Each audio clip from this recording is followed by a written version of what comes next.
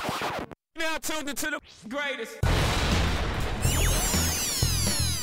Run with Manny Wilson podcast. The Run with Manny Wilson podcast.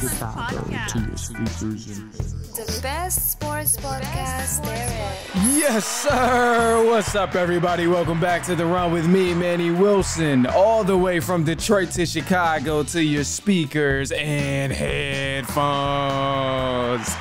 I appreciate you tuning in to the first interactive sports podcast, a community that makes sure your voice is heard. So if you hear something you agree with, you disagree with, you like or you dislike, go ahead, shoot us a quick tape, 219-413-9405. And of course, we will play your take back on our next episode. So gotta respond to you. And speaking of episodes, shout out to SeatGeek for sponsoring this episode. Get $20 off your first ticket purchase when you use the promo code TheRunPodcast. Now this code can only be applied for first-time users on the mobile app or on the website. So I'm not sure about you, but some concerts that I'm looking forward to going to this fall. So I'm gonna go ahead and create me an account and then use this code to get $20 off. And that's gonna cover something. That's gonna cover some fees or something now.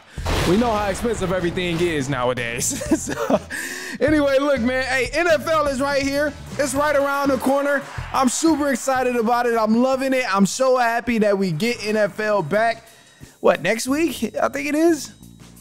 It's Labor Day weekend. So yeah, next week. Yeah, so man, I'm excited about it. Anyway, look, we got some stuff to break down here because we talked about the NFC teams, and now it's time to talk about the AFC teams and the division winners in each of these divisions in the AFC, because there are some dogs in the AFC. But of course, man, let's go ahead and drive over to the AFC East, because this conference here, or this division, is kind of stacked. And, I thought I had a clear-cut winner in this division, and I realized that that's not necessarily the case. So initially, I'm like, AFC East, I'm going with the Dolphins to win this division.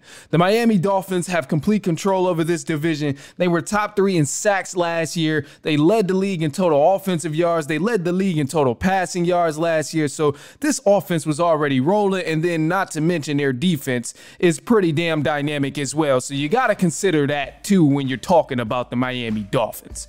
Now, the thing that concerns me with the Dolphins is the playoff time. When it comes to cold weather, they are just not good. I genuinely believe we could have been looking at a completely different game with the Miami Dolphins and the Kansas City Chiefs if it wasn't negative 30 degrees outside. Because the Dolphins have the talent, they got the guys who can make explosive plays, and they got the dynamic offense. They got great pass rushers on defense, great safeties. They got a great team overall. So I think they're leading this division, but the only thing now is it's not going to be as easy because you got the New York Jets over there and they're healthy now. So you got to consider them as well, which I'll touch on in a second. But above all, I think the Dolphins still have control over this division here. As long as they can avoid cold weather games in the future and losing these cold weather games, then they'll be all right. But they got to get home field advantage come playoff time. That's the only way they're going to see that success, because if they go out to the cold weather, I think the statistic that's already out there that the Dolphins are like 0-13, 0-14 in cold weather games. So they have to get home field advantage coming up in the playoffs whenever that's far down the line, of course. But they got to win some ball games so they can secure home field advantage. But above all, the biggest competition here in the AFC East for the Dolphins is going to be the New York Jets.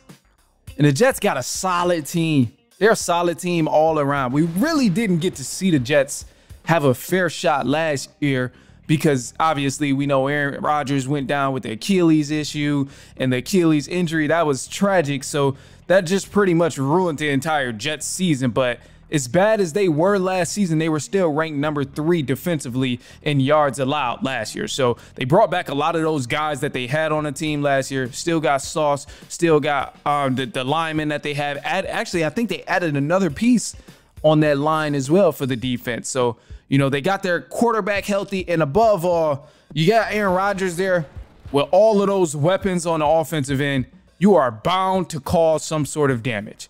So it's going to be difficult for the Dolphins to try and get this division and secure it up again. But the Jets, they got some pieces. Garrett Wilson, Breece Hall, Jordan Travis as a backup quarterback. They damn sure, they making sure that if there's something happened to Aaron Rodgers, they not going through what they went through last season. So I love it. But above all, this is going to be the division right here. There is another team that I'm kind of cutting out the picture, and somebody's going to point this out. Somebody's going to be slightly upset about it. I just know it because Bills Mafia is a little crazy. Bills Mafia is kind of wild, but Bills Mafia has not done anything over the past few years.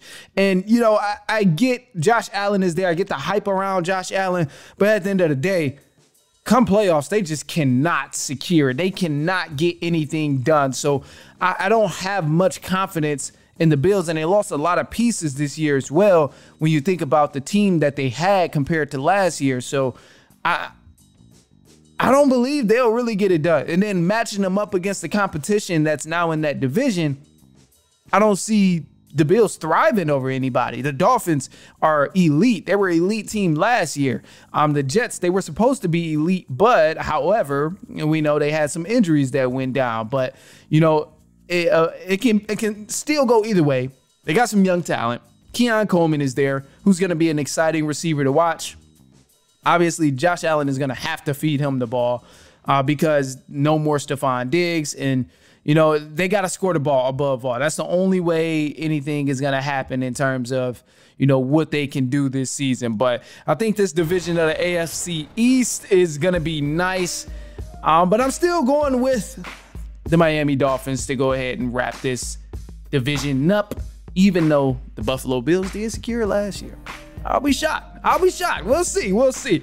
Anyway, look, we got another division here because let's move along. AFC is stacked up with a lot of elite teams and a lot of stacked teams in one category. So the AFC North, you got the Baltimore Ravens, Cincinnati Bengals, Cleveland Browns, Pittsburgh Steelers. Steelers are a joke. Let's get that out the way right now. I doubt they do anything. I would be very, very surprised. Ravens are going to win this division.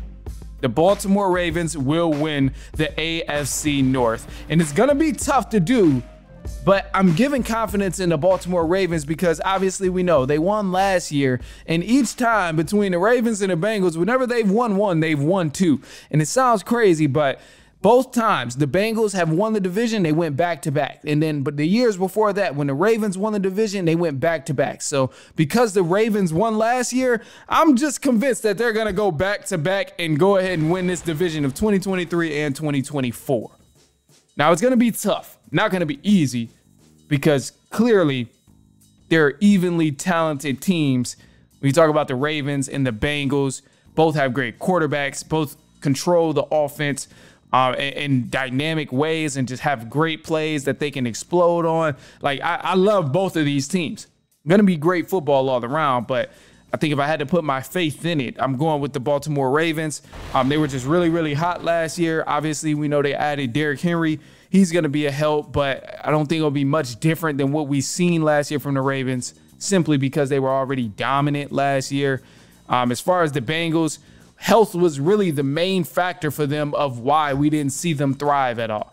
If they were healthy, we could have been looking at a completely different division winner last year in the AFC North. But Joe Burrow got hurt. You had Jamar Chase. He got hurt for a minute. Joe Mixon was out in and out for a second. So you had a lot of people, key guys, who couldn't really play in the game that would have been very impactful. So it's going to be different. But I think Bengals are going to be some close competition. And then let's slow the roll, too, because the Cleveland Browns, you know, they're a team here. They got a lot of potential, and Deshaun Watson is there. They got a great quarterback. They got the #1 defense, had a #1 defense last year. The Cleveland Browns are low-key solid, and this is a make-or-break year for them, but we know quarterback play has been a big issue. Of course, obviously, has been a big issue when Deshaun Watson has only played 12 games in 2 seasons, which is ridiculous. 6 games apiece in the past 2 seasons. He's got to do better, and this is honestly going to be a make or break year for Deshaun Watson because he has to show people and he has to remind people that he is still that guy.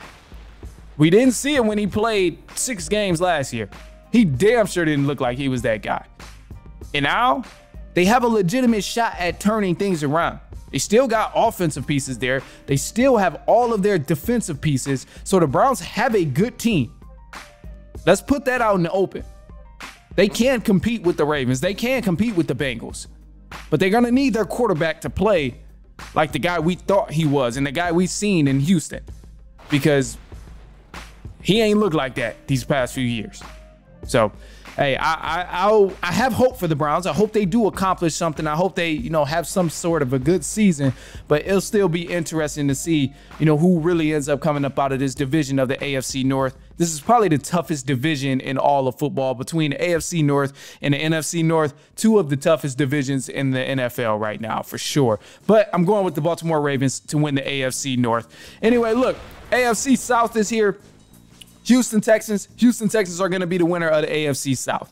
And I say this with the utmost confidence because CJ Stroud performed at an incredibly high level last year. He did not have that many weapons that he has now, and he had arguably one of the greatest rookie seasons we've ever seen from a rookie quarterback. But now he's got even more weapons to toy around with on the offensive end. He added Joe Mixon at the backfield, or in the backfield at running back. The Texans as a whole traded for a cornerback. They got Jeff Okudah. They signed Daniel Hunter, and they also signed Stephon Diggs, which is going to be a huge piece for them on the offensive end.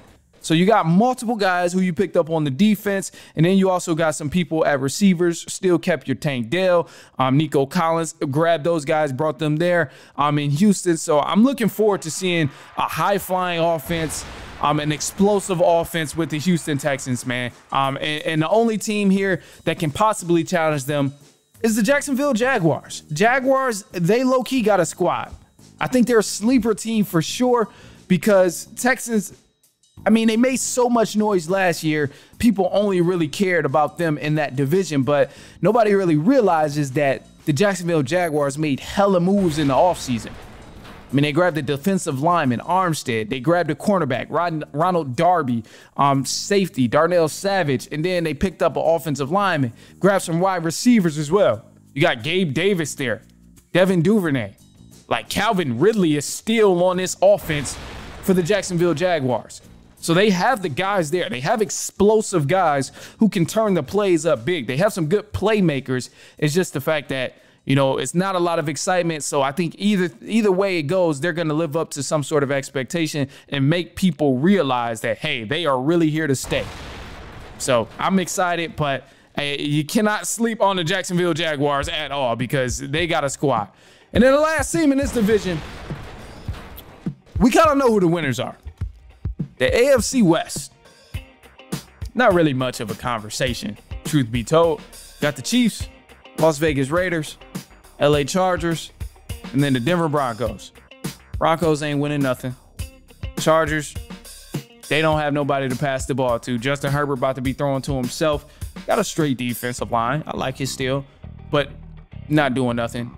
The Las Vegas Raiders, they established some home rules, so I'm interested to see what that is like. But above all, quarterback is not really a game changer. He's not going to make that much of an impact. He'll be all right. He'll be good, but I doubt that the Raiders quarterback is really somebody who's going to shake up the entire game and shake up the division. I doubt it. And Chiefs, who am I kidding, bro? Chiefs has won this division 8 times in a row. Come on, man. In the past 10 seasons, they've won this division 8 times in a row. It's not even a question about if they're going to win the division. We know that. At this point, they're chasing things way higher than the division.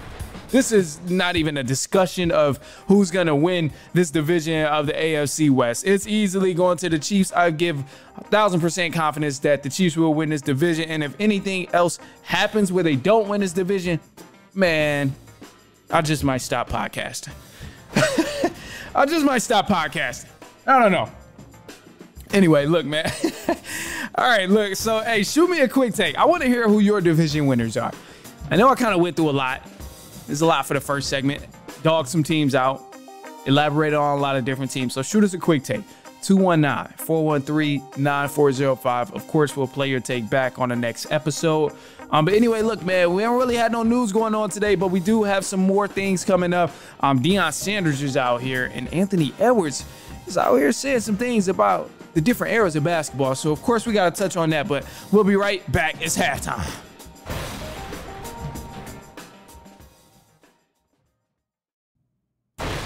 All right, so before we get to Anthony Edwards here, I just got to go ahead and release this statement really quick. The Colorado Buffs with Deion Sanders, they are about to have the best season they've had in school history this upcoming schedule and this upcoming season. Because they got the easiest schedule I've ever seen in my life. This is just unbelievable. And, part of me just really wish that there was some sort of pride within these schools to still play the top dogs of the NCAA. Because I feel like it used to be a thing back then where you see a team who's playing Bama, they're playing Ohio State, LSU, Auburn, Tennessee. They're playing all these big-time schools, and they're beating them. Then it's like, okay, they're truly the best team in college football. But when you're not playing anybody and you get to be ranked, like you're just trying to be ranked up higher and all of that. I get the whole game you got to play. Like, I get the game within the game that you got to play. But it's just like almost pitiful, bro. Like, come on, man. You got North Dakota State. I know it's the opener, but they don't play a team that's ranked under 15 in the AP poll. And to me, if you're claiming to be a top dog, you got to play some top dogs at some point. To me, that's the only way you're going to gain the respect of being an elite school, being an elite program, is if you're beating those elite programs. You can't be saying you're the best of the best in college football, but playing against Nebraska as your top team. Like, come on, man. It's silly. It's silly. You're playing against subpar teams, but you're claiming you're the best. So I just know it's going to come back to hunt them, and it should come back to hunt them because this is not cool. You have nothing to brag about. You've been beating scrubs. You've been beating subpar teams. Now, when you go out there and you beat a Michigan, you beat a Bama, you beat a Tennessee, you beat a Auburn, a Florida State, then talk to me. Then we got something to converse about because other than that, I don't want to hear a single thing about, oh, Colorado, all of that. I'm going to still hype them up. Don't get me wrong. Chill out. Don't get the wrong idea here. I know it's I'm gonna still hype them up. Let's not get it twisted at all. I'm still rep Colorado Buffs like I went there. I'm gonna still be screaming, hey, Buffs, all that. Hey, I'm sorry. But I gotta call it like I see it. I'm gonna call it honest. They not playing nobody. They not playing nobody. So I won't be mad at a single soul who's against Colorado and saying they're really not the shit when they're ranked number 5 or whatever they are this upcoming season. I'm going to be right there agreeing with you that whatever Colorado is in the rankings, come week 7, week 6, I'm going to be right there telling you it's fluke. Because with a schedule like this, I cannot give you the respect of a top dog in this league. I can't do it. Anyway, look, we got some Anthony Edwards stuff because Anthony Edwards had some things to say, man. He was talking about the skill gap in different eras. And, before I even tell you if I agree or disagree, here's a statement. I'm going to go ahead and read it off for you. He said, he was talking to the Wall Street Journal, and he said, they say it was tougher back then than it is now, but I don't think anybody had the skill back then. Michael Jordan was the only one that really had skill. So that's when they saw Kobe Bryant and was like, oh my God. But now everybody has skill. And I got to unpack this a little bit because there's some different layers to it. And the first things first, I'm going to just start with the very beginning of him saying, they say it was tougher back then than it is now, but I don't think anybody had skill back then. Right there, I agree with you, man. I agree with you, Anthony Edwards. A lot of people did not have skill. This is the most skillful era of basketball we've ever seen because now you got centers bringing the ball up court. You got centers shooting a 3-ball like they're a guard. You got centers scoring from the perimeter with ease. With ease. I'm sorry for all my people who love the game, follow the game. I'm sorry, bro. Patrick Ewing wasn't pulling up from no tray line. He wasn't scoring on the outside. He wasn't doing it. Sean Kemp wasn't getting buckets from outside, from the perimeter. He wasn't bringing a rock up court, running the offense. It just wasn't happening. Now, you had some select few guys there who did have a lot of skill that's non-comparable. Tim Duncan, David Robinson, Hakeem Olajuwon. You got some guys who really had some impeccable skill, but that's why they stood out, because their skill set was so advanced. A hint, Michael Jordan. That's why he stood out like he did, because his skill set was so advanced. But at this point, we see a lot of the moves that Michael did done by average guys in the league, because that's just the way the game goes of evolution in a game of basketball. So you can't even be mad about the skill gap changing. You know what I'm saying? A lot of guys weren't skilled. You could just be athletic back then, and that was enough. If you could dunk a basketball, run and jump, it looked at you like you were a tremendous basketball player. If you were coordinated, tall, 6'7", oh yeah, this guy's good. Let's get him on the team. He can grab some rebounds. He can pass the ball to Michael Jordan. But now that ain't cutting it, bro. You got to actually have some sort of skill now. If you're in the league, don't matter what position you play, you have to have some sort of skill. So I 1000% agree with this because guys then, they wasn't like that. It was only a few. And the rest of this, he was saying Michael Jordan was the only one that really had skill. Yes, he was the only one that really had skill. Him and a few others that was in that era, they were the only ones with skill. But you look at any era and anybody we call great in any era, we say they were so good because their skill set was so far advanced. Jordan, obviously, skill set was advanced way past the point of what people could even imagine, which is why we put him on the pedestal that he's on now. That's why we put Hakeem on the same pedestal when we talk about centers. That's why we talk about Magic Johnson the way we do, Larry Bird the way we do, because those guys were so advanced in their time. It was just unimaginable that anybody could be that good in basketball. But now, 60 years later, it's crazy. Yeah, everybody can dribble a ball now. Everybody can shoot a three because it's way past that point of what they were doing. We have more experience of playing basketball now than those guys did in that era. So that's what really makes the difference. And then the last part of this, so he said, so that's why when we seen Kobe Bryant, they were like, oh my God.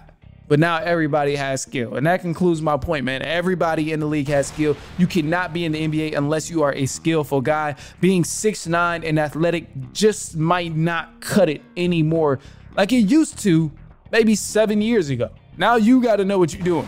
And I know somebody out here talking about, oh, well, Rudy Gobert's still in the league, so it got to be able to cut it. But hey, that's a different story.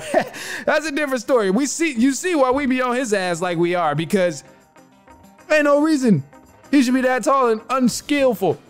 Everybody done developed some sort of skill. I don't watch Andre Drummond develop some skill. And I used to feel the ways about Drummond because I just believed he didn't have much skill in the game of basketball. But now I see him. He tried. At least he getting better. I can accept that. I can accept improvement. Anyway, look, man, that's all I got for y'all today. I appreciate you. If you've been kicking it with me this whole time, go ahead, shoot us a quick take, 219-413-9405. And of course, we'll play your take back on our next episode. But anyway, look, I'm gonna leave y'all with this positive note here. And this positive note, I actually had something I saw in the middle of the week and I thought about y'all, but I didn't even get a chance to write it down or nothing. But I'm gonna just say this, man. Continue to evolve until you don't even recognize your past self. I'm gonna just say it that way. All right, that's gonna be the positive note. Just continue to evolve until you don't even recognize your past self. You look at an old picture and be like, damn, I was that fat. Or damn, I was that skinny. Whatever goal is yours, continue to evolve and work at it and work at it. It's gonna happen within due time. All you gotta do is stick with it, stay consistent, and I promise you, we all are gonna get there. Y'all gonna be right there with me. So, hey, that's the word of the positive note. Some of y'all gonna hear this on a Friday, some of y'all gonna hear this Thursday night. Anyway, hey, I appreciate you for tuning in. Send this to a cousin, a brother, an aunt, an uncle, a niece, a nephew, a coworker, a friend, a twin, a neighbor, anybody you can think of, your aunt, uncle. I promise you they not gonna care. But until then, man, hey, I'll be back later on next week. You have an amazing weekend. An amazing weekend. Make sure you enjoy it. All right, but look, man, I'll be back later on next week, and so on and so on and so on.